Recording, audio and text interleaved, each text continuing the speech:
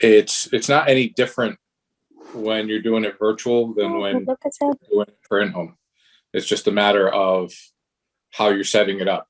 So when you're having these conversations, I mean, you guys just sat and listened to, to you talk about how to make the phone calls to schedule appointments. The only thing that's changing is where you're setting the appointment for. So it's, to James. Yeah, James, this is Spiro. I'm your local field underwriter. I'm just getting back to you about the form that you filled out online. It looks like you were looking for information on the state regulated life insurance programs. You listed your age as 67 and your address is 123 Main Street in Springfield, Massachusetts. Is that right? Yes, great. Were you looking for coverage just for you or were you looking for you and somebody else? And I was just looking for coverage just for me. Okay, perfect. So you may remember from filling the form out that it stated that these programs were non-medical. So you're not going to have a nurse come to the house. Nobody's going to draw blood. Nobody's putting you on a scale. Instead, what happens is they ask me to reach out. And my job as the field underwriter is to verify all your health information and figure out what you're eligible for. It takes about 15, 20 minutes for us to do that. Now, are you still working? You disabled? You retired? I'm still working. Great. What time are you typically home from work? I typically get home at 6 o'clock. Great. So they used to have me come out physically to your house, but with all the COVID restrictions, we've decided to just do this virtually. So we keep it nice and simple. We do this over the phone or via Zoom. Would you prefer to do this over the phone or would you prefer a Zoom call? Well, no, I'll do Zoom. Okay, great. So I need your email address. Wonderful. And then from there, you said you get home typically from work around 6. Okay. So it looks like this evening I have a 6:30 available, or we could do tomorrow at 7. Which one works better for you? Well, tonight works great. Fantastic. All right. Do you have a pen and piece of paper? I want to make sure you have my information. Okay. Let me know when you got it. Okay. Again, my name is Spiro, and I spell it out. I want to make sure that you have my state license number. And then I'm going to give you a confirmation code once the system kicks back that it's registered you in the computer for your appointment today at 6:30. And then I'll go through and make them repeat it back to me, because if I'm doing it over the phone, I don't have physical tie downs. Excuse me. I can't say, where's the number on the house? Am I parking in the driver on the street? I can't do that because we're doing this over the phone. So there has to be other ways to tie it down. So the way we tie it down is by making sure that they're writing all the information down that you're giving them. They're writing your name down. They're writing your license number down. They're writing a confirmation code. And that's why I give them both, because if I'm just setting the appointment to come to the house, I may give them one of those, but I need as many tie downs as I can get. And then when I have them repeat it back to me, now, James, I work with anywhere from 8 to 10 families over the course of every day. So every slot that I have open over the course of the day is very important. Is there any reason why you would not be available tonight at 6:30 for us to go over this? No, I'll be there. Fantastic. Okay.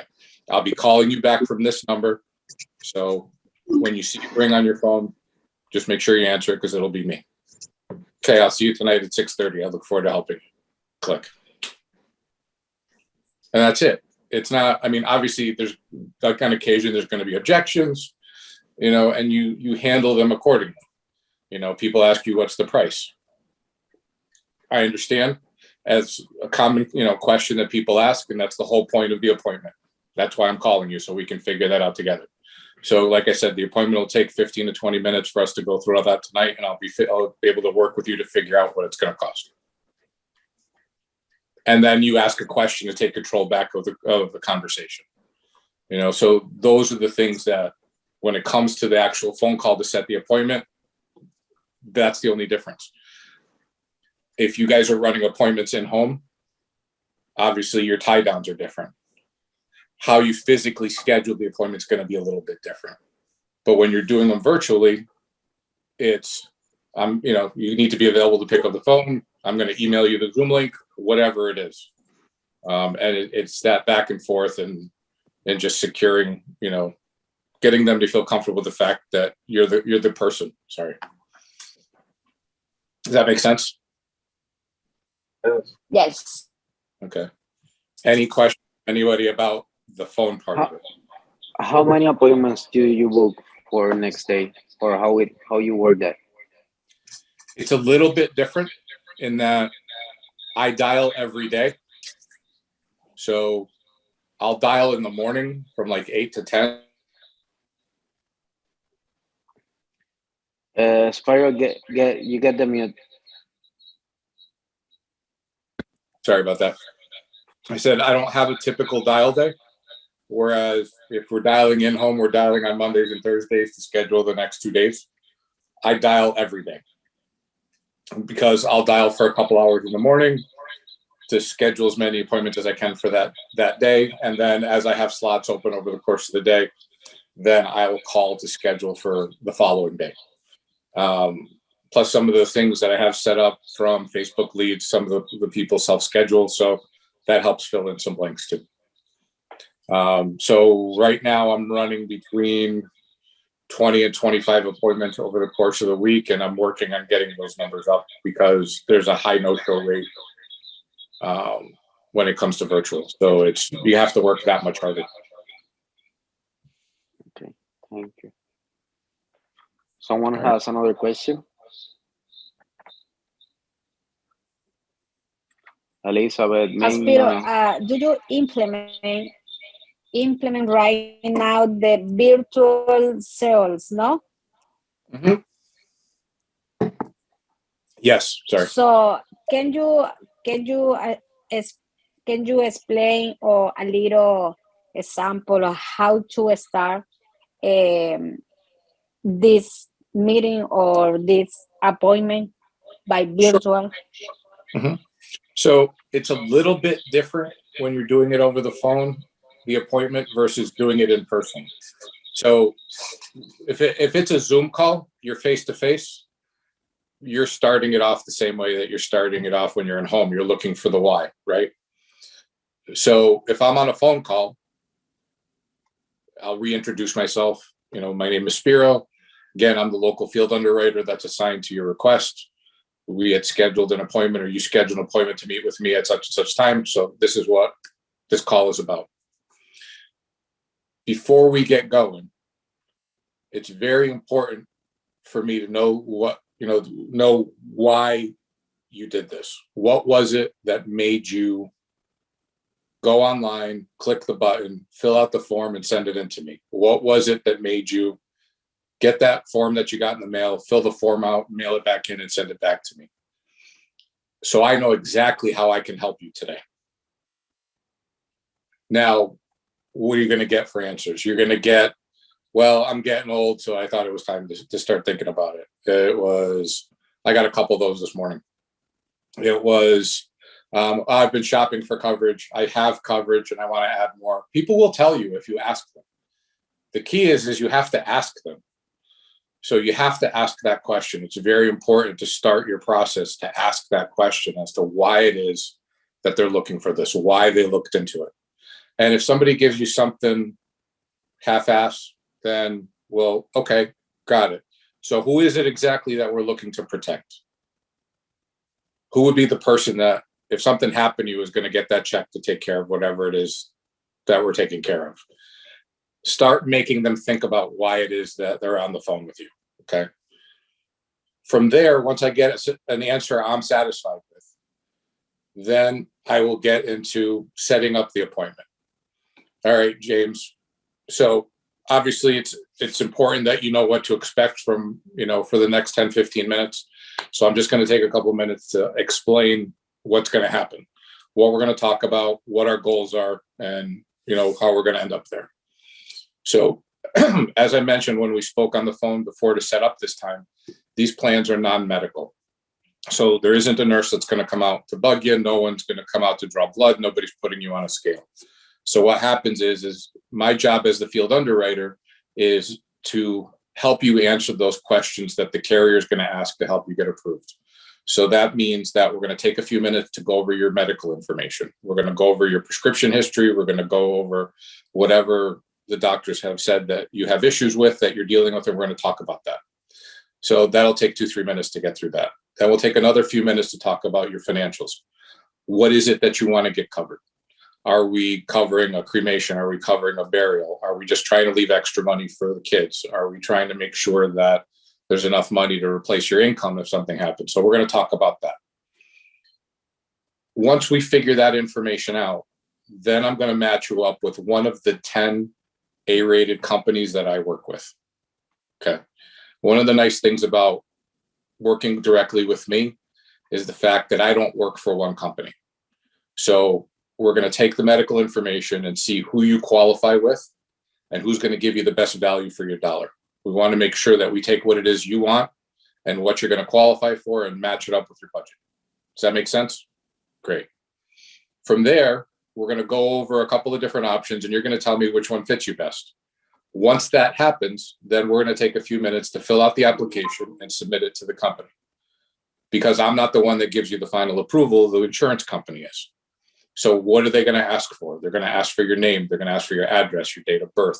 They're going to ask for your social security number. Now, they're not looking to pull your credit. They're looking to use that information to get your medical history.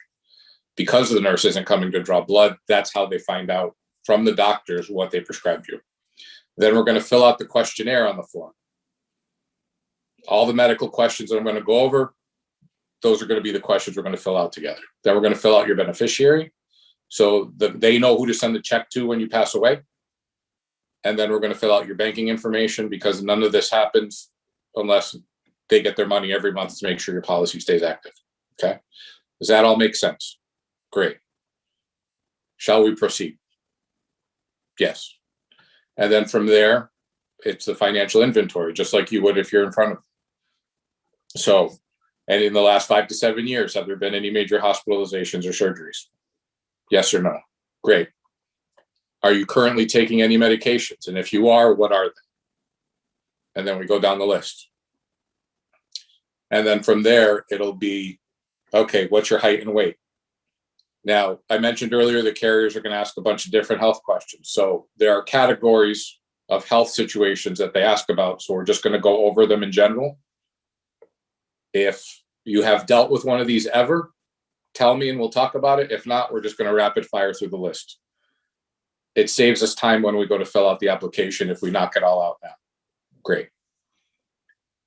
Any cardiovascular issues, heart attack, stroke, aneurysm, any heart surgeries of any kind ever.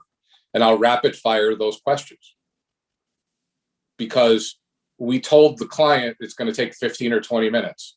So if I sit there and I ask them every single question, and we're sitting there for 45 minutes going over the financial inventory, at some point they're going to check out, especially being on the phone. So it's that much more important that we get through the financial inventory quickly and get to the point of why we're on the phone or why we're on that Zoom call. So I'll clump those together and make them answer them. And once, if there are positive answers, we talk about it. And as they're giving me information, I've got my final expense sheet up on my computer screen that they can't see because I'm on the phone. So I'm looking at, based on their conditions, which companies are going to fit best for them, right? So when we get to the point where we've gone through the financial inventory and we've talked about what they do for work or if they're retired or, if they have current insurance coverage or, do they smoke, don't they smoke, who their beneficiary is, filling out that form. Now I know I went out of order, but you get the point. At that point, now I'm going to shift gears and go, okay, so that gives me a lot of good information, Mr. and Mrs. Smith. So I'm plugging that into the system while I'm waiting for the computer to tell me which of these programs is going to best fit you and what you're going to qualify for. Let's talk about what the plans do. And then I'll take a minute and explain what a final expense insurance policy is. It's a permanent coverage. It's a level coverage. They take your age and your health and they lock it in when we submit the application. So the cost will never change and the coverage will never go down. It's going to last till you turn 110 or you pass away, whichever comes first. And I'll go through all that. It has a terminal illness rider, and I'll explain what that means. Now, depending on the company you qualify for, there may be some additional benefits, but we'll talk about that once we figure out who that is. And then once I get through that, any questions about the plan itself and how it works? No, that sounds good. Great. And then I'll say, all right, based on your health information, I've done some shopping and this is the company that's going to give you the best value for your dollar. And whoever that is, if it's Americo, if it's Mutual of Omaha, if it's Aetna, Final Expense, those are my three go-tos. Not necessarily in that order. You know, it depends on if the customer is smoker, non-smoker. Being on the phone, sometimes it's hard to pivot to call. So you have to have some tools, you know, available to you, whether that's your the underwriting genie, you know, on the app to submit the information to them while you're waiting, or whether it's using the grid that we can get off the virtual sales website, so it can tell you what direction to go in, and that, or if it's just texting the person who's your upline, your direct manager, and asking them and saying, hey, I have an underwriting question for you, and getting that information. And then you present. Okay, you have a pen and piece of paper handy because we're about to go over the details. Great. All right, so we have three different options here, Mrs. Smith. You said that you wanted to have your cremation covered. At minimum, we recommend $10,000 to cover a cremation. Okay. The most you'll qualify for with this company is 30. And then I can some stop people there, extra. please. Go ahead. Hey, you people, did you hear that? Minimum for cremation, title is $10,000. There is no need to talk about $2,000, $5,000. So in Spanish, they start. Hold on. Ay, bájalo si quieres un poquito el volumen. Dile a Gertrudis que ponga el mute en su tableta. Sí, yeah, already. So when you're talking with your client about what they will have, sell value. Spiro, why you tell them like $10,000? So what I'll tell them and why I say 10,000 is two reasons. Number one, we want to make sure that they're going to have enough coverage to do what it is they want to do. $2,000 doesn't scratch the surface of final expenses, because if we're just focused on the actual act of cremation, okay, yeah, to actually get your body cremated is going to be $2 to $3 grand. But what about all the other stuff that comes with it? If they want to have a service, if they're going to have a wake at the funeral home, if they want to get their family together for dinner afterwards to celebrate the life of their loved one, if they have people that are coming in from out of town, if they want to buy flowers, if they want to put it in the newspaper or online, sorry, I dated myself, you know, to put the announcement, you know, that the funeral is going to be on this day and that day, and you know, and create the obituary. All those things cost money. And, you know, unfortunately, my dad passed a couple of years ago, and we went through this, and it cost us $1,000 just to put the announcement online through the local newspaper, just to tell people that he died and this is when the funeral was going to be. It cost us $1,000. So to just cover somebody with $2 grand or $3 grand, we're really not doing them justice. We're so concerned about the $20 a month premium, as opposed to presenting what they need and why they need it, that, you know, we really need to take the time to do that. So when I'm talking about final expenses and somebody tells me cremation, I say minimum it's 10. And I explain why. I don't just say it out of selfishness. I say it because, yeah, it's only going to cost a couple $1,000s to burn your body. And I say it that bluntly, you know, but what about all the other things? So we don't want your family to be left with any surprises. I'd rather they had too much money and then you left a little bit extra than them not having enough and them still having to figure out how they're going to get your things covered. Does that make sense? 99 times out of 100, yes. Every once in a while, I get somebody that goes, well, they'll figure it out. This is all I can afford. Okay, fine. If that's all you can afford, then that's what they're going to get. You know? But I'll start at 10. I'll go to the max, and then I'll show them something a little bit more than that. So I'll show them 10, I'll show them 15, and then 30 or 40, depending on the company that they're eligible for. And then from there, Go ahead. I'm gonna add something. And when I create in the value, I also tell them like, where do your son or your daughter live? They live nearby or out of state, because they gotta get plane tickets. They gonna left the work. Maybe they doesn't get any, money for that week that they gonna be left. And also, if they're renting the apartment, they need a storage until they figure it out what they're gonna do with the things that were in the house. Yep. So we need to put that pictures on the client's face so they understand why we are recommending that kind of money. But that's how creating value works. So you can go on. And you're going to find that big picture when you take the time, like Ricardo's saying, to create value and to help them get something that is actually going to help their family. When they find value, those policies stick. They don't just fall off the books. It's very easy for somebody to stop paying a $20 a month bill because they don't think about it. There's no value to that. Okay. Now, you guys got to remember, the average final expense policy runs between $800 and $1,000 in annual premium. So they're paying between $60 and $80 a month on average for these programs. So if we're so focused on just presenting the $2,000 or $3,000 policy, it's because we're scared. It has nothing to do with finding value for the client.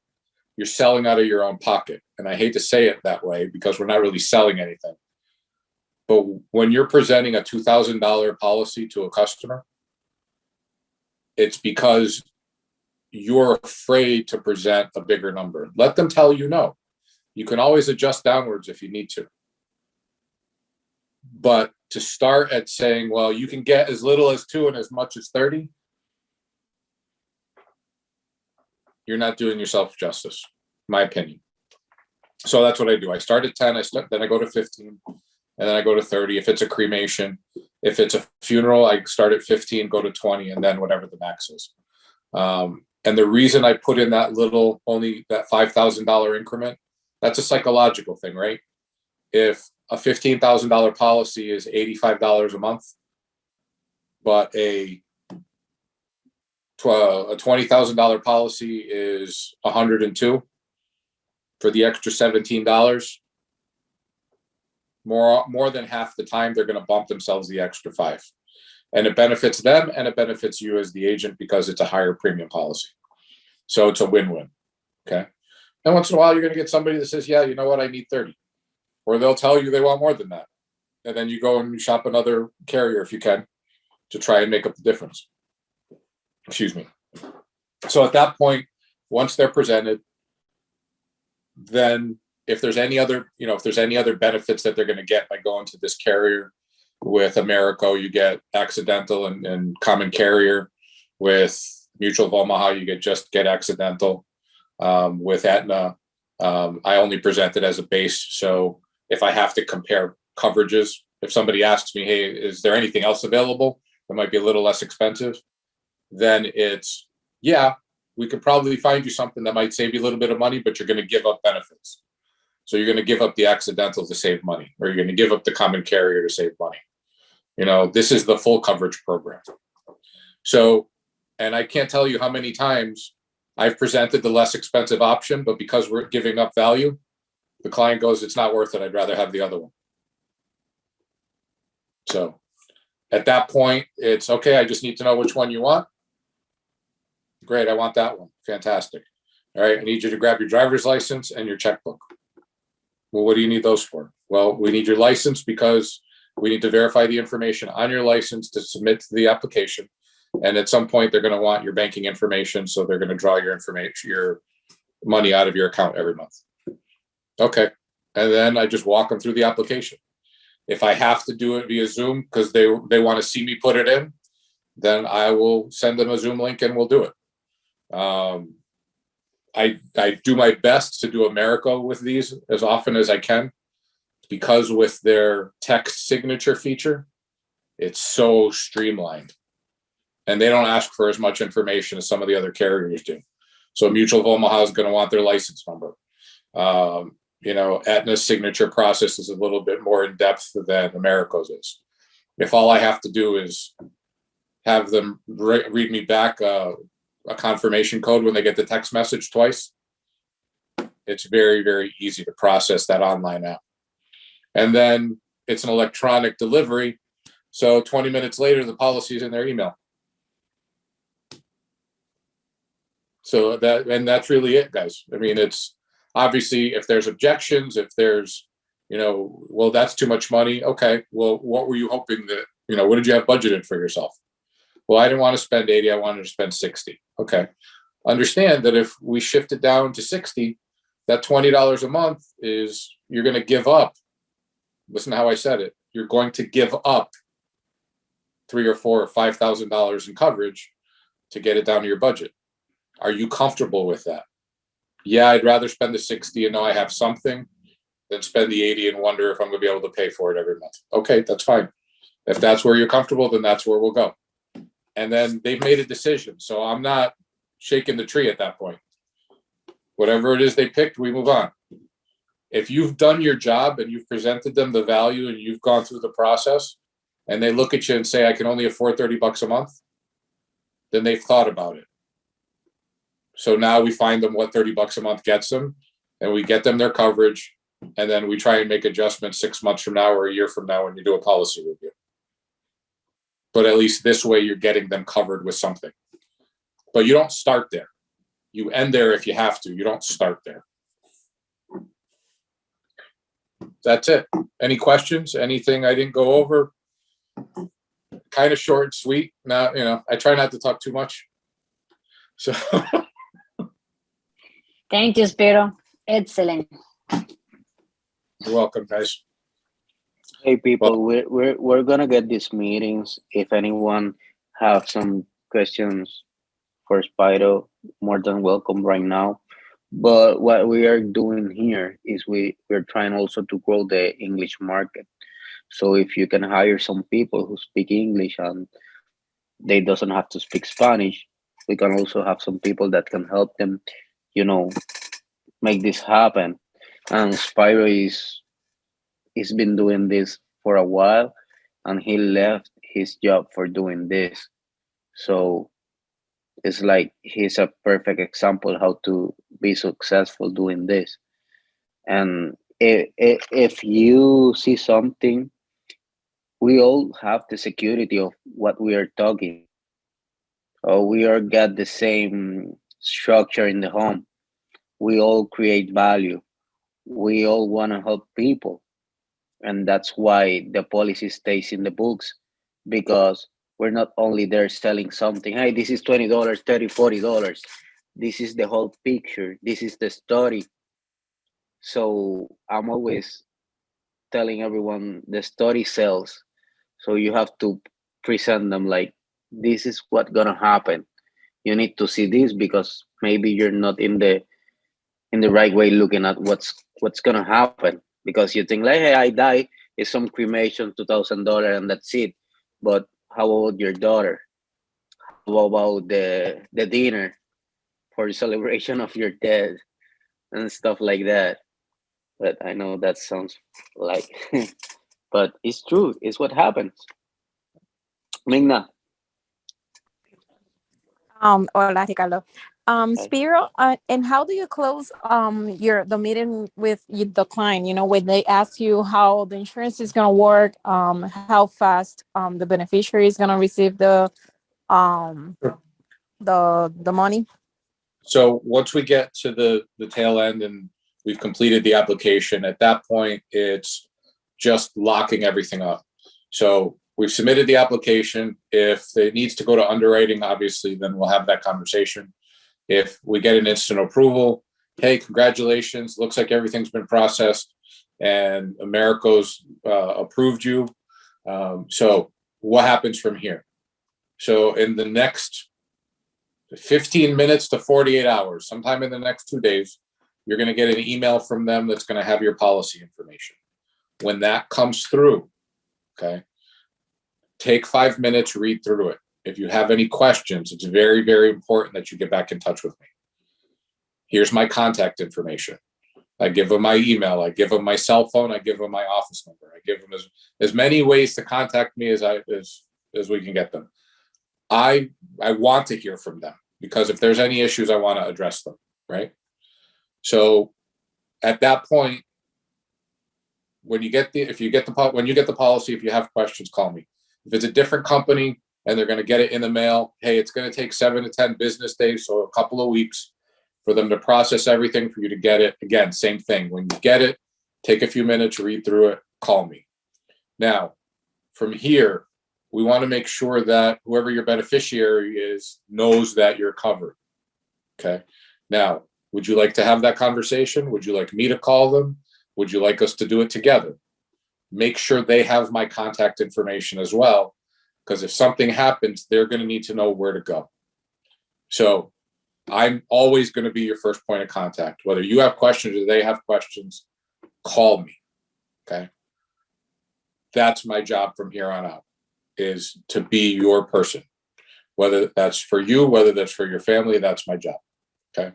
So here's all my information. The next step from here is for me to hear from you when you get the policy. Once that passes by, if you don't have any questions, that's fine. You're going to hear from me in about another 6 months just for me to check in. Hey, how are you? How are things going? And then a year from now, you're going to hear me again because I do annual reviews with all my clients just to make sure nothing's changed. Are there better programs out? Can we find you a different coverage? Is there somebody you know that needs help? Is there a family member that you've talked to that needs my help? Do we need to get coverage for your spouse and we just didn't have time to do it now? These are the things that we talk about, over the course of the next year. So it was an absolute pleasure. I'm glad I could help you and your family. I'm excited for you. Congratulations. Please, please, please don't ever hesitate to give me a call if there's anything I can do to be of assistance. And that's it. And then I lock it up. Now, Thank you. you're welcome. Thank you. Because I'm not in front of them, I don't have anything to fill out. I've debated whether or not I want to put together some kind of receipt and, PDF to email to the customer so they have something else before everything else comes through. Those are just things that I'm working on, but that's what I do right now. Delma, do you have any question? Yes, I have a question. Spiro, thank you for your presentation. I love the way that you manage your presentation by virtual. But maybe at the beginning of your conversation, you tell us, but I don't know about the why. You discovered the why during the call that you are doing or scheduling the appointment, or you discovered the why in your virtual or home presentation? I talk about the why during the presentation. So when I reintroduce myself, so when I schedule the appointment, that call is all about the appointment and nothing else. Because if they start asking me questions, now I'm on the phone for half an hour instead of getting off the phone and moving on. So the whole point of the initial call is just to set the appointment. Once I get on the appointment call, I reintroduce myself. And then, I was probably a little bit more extreme about asking the question while we were talking here. But it's just as simple as, what were you thinking? What made you decide to fill the form out and send it in? What made you decide to start looking into these plans? And for me, it's important to know that. And I'll say, I need to know how I can best help you today. So if you could take a minute and just explain to me why you started looking into this, what made you fill the form out and send it in? And then I'll shut up and let them talk. Sometimes I get short, simple answers. Sometimes I get, long drawn out answers. Sometimes people get a little bit emotional. Well, I just lost my father and I know what we went through. So I don't want my wife to go through the same thing. My husband to go through the same thing. Some people are just, I have coverage. I want to add more, or I think I'm paying a lot for coverage. I want to make sure that I can get, I want to see if I can get something that I can save some money. Or I took a second to look through my policy and it's going to expire in a year. And I didn't know that. So, because something happened that triggered them. They lost a friend, they lost a family member, whatever. And it just made them start thinking about it. So one thing we have to remember, guys, is that these things are always done intentionally. People don't fill these forms out by accident. Okay. And if they fill the form out and then we call them, oh, I'm not interested anymore. Okay. From yesterday when you filled the form out to today, now you're not interested anymore. What changed? Right? So it's a reflex. It's a scared response. It's like when you go to the store and you're shopping and you're there specifically, I'm going to go buy a pair of shoes, or I'm going to get a new shirt or a pair of pants or a basketball for the kids or whatever. And then the person comes up to ask you if you need help and you're like, no, I'm just looking. Well, yeah, you need help. You don't know where the basketballs are, but your instinct is to say, no, leave me alone. It's no different, with this. And it's up to us to get through that and get to why they asked for our help in the first place. Thank you. You're welcome. You also answered my next question. Oh.